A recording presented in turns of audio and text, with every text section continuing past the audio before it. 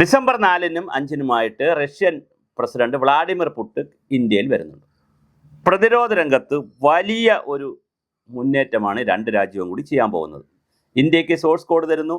ഇന്ത്യയെ കൊണ്ട് പല പ്രതിരോധ ഉൽപ്പന്നങ്ങളും ഉപകരണങ്ങളും ആയുധങ്ങളും ഉണ്ടാക്കിക്കുന്നു. അത് ലോകത്താകെ വിതരണം ചെയ്യിച്ച് പ്രതിരോധ രംഗത്ത് ഇന്ത്യയെ കൂടി വളർത്തിയെടുത്ത് മച്ചാ അനിയൻ ബാവ ചേട്ടൻ ബാവ ആക്കാനാണ് റഷ്യയുടെ തീരുമാനം.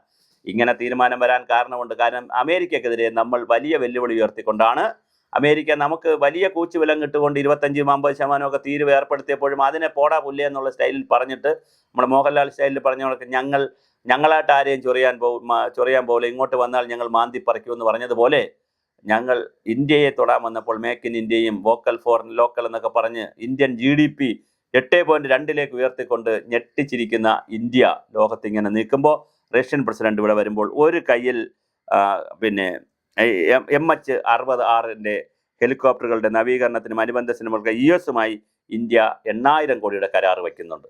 അപ്പോൾ വലത് കൈയിൽ റഷ്യ, ഇടത് കൈയിൽ അമേരിക്ക. ഇനി കുറച്ച് കഴിയുമ്പോൾ വലത് കൈയിൽ അമേരിക്ക, ഇടത് കൈയിൽ റഷ്യ. നമ്മൾ പണ്ട് നെഹ്റുവിൻ്റെ കാലം മുതലേ ചേര നയമാണ്. നോൺ അലൈൻമെൻറ്റ് മൂവ്മെൻറ്റുകാരാണ്. നമുക്ക് ആരോടും ഒരു എതിർപ്പുമില്ല.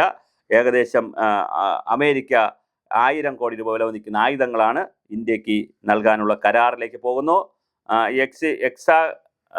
Excalibur precision ammunition, javelin missile സംവിധാനം എന്നിവയാണ് ഈ കരാർ പ്രകാരം അമേരിക്കയിൽ നിന്ന് ഇന്ത്യ വാങ്ങുക. അപ്പോൾ ടാങ്കുകളുടെ അനായാസം തകർക്കാൻ സഹായിക്കുന്ന മിസൈലുകളാണ് ജാവലിൻ മിസൈലുകൾ. അതേസമയം റഷ്യയിൽ നിന്നും മിസൈലും യുദ്ധവിമാനം വാങ്ങുന്നു. അപ്പോൾ ഒരു വശത്ത് റഷ്യ, മറുവശത്ത് US. നമുക്ക് അങ്ങനെ ആരോടും മമതയുമില്ല, സ്നേഹവുമില്ല, ശത്രുതയുമില്ല.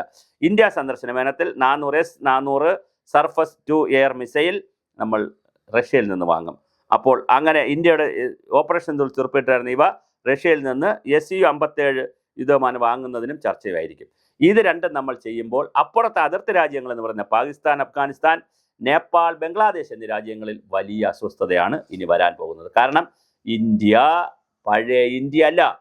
ഫ്രാൻസിൽ നിന്നോ ജർമ്മനിയിൽ നിന്നോ അമേരിക്കയിൽ നിന്നോ റഷ്യയിൽ നിന്നോ വലിയ ഇറ്റലിയിൽ നിന്നൊക്കെ റാഫേൽ എന്നൊക്കെ പറയുന്ന വലിയ കാശ് കൊടുത്ത് നമ്മൾ എന്തെങ്കിലും ഒരു ചെറിയ ഉപകരണം വാങ്ങുന്ന രാജ്യത്തിനപ്പുറം, അപ്പോൾ അവർക്ക് വാങ്ങാൻ പറ്റുമായിരുന്നു, നമ്മൾ വാങ്ങുമ്പോൾ അവരും വാങ്ങുമായിരുന്നു. അതിനപ്പുറം നമ്മൾ വളരെ കൃത്യമായി ഈ രാജ്യങ്ങളിൽ നിന്ന് വലിയ സഹായത്തോടു കൂടി, രാജ്യങ്ങളുടെ സഹായത്തോടു കൂടി ഇവിടെ ഉൽപ്പാദനം ആരംഭിക്കുകയും അവിടുത്തെ പ്രസിഡന്റുമാർ, റഷ്യൻ പ്രസിഡന്റൊക്കെ ഇന്ത്യയിൽ വന്ന് നമ്മെ സഹായിക്കുകയും ചെയ്യുമ്പോൾ ഞെട്ടാൻ പോകുന്നത് പാകിസ്ഥാനും അഫ്ഗാനിസ്ഥാനും നേപ്പാളും ബംഗ്ലാദേശും ഒക്കെ മൂക്കത്ത് വിരൽ വെച്ചിരിക്കുകയാണ്. ഇതെന്താണ് ഈ ലോകത്ത് സംഭവിക്കുന്നത്? ഒരു വശത്ത് GDP-യിൽ നമ്മൾ മുന്നിൽ പോകുന്നു, അമേരിക്കയെ വെല്ലുവിളിക്കുന്നു. മറുവശത്ത് യുദ്ധോപകരണങ്ങൾ ഇന്ത്യയിൽ ഉണ്ടാക്കുന്നു. ഇന്ത്യയിൽ റഷ്യൻ പ്രസിഡന്റ് നേരിട്ട് വന്ന് സോഴ്സ് കോഡ് ഉൾപ്പെടെ കൊടുക്കുവാനുള്ള തീരുമാനങ്ങൾ ഉണ്ടാകുന്നു. ലോകം വലിയ ഞെട്ടലിലാണ്. നമ്മൾ എന്ത് ന്യായം പറഞ്ഞാലും ഇന്ത്യ വളരുകയാണ്, സമ്പദ്ഘടനയിലും പ്രതിരോധ രംഗത്തും.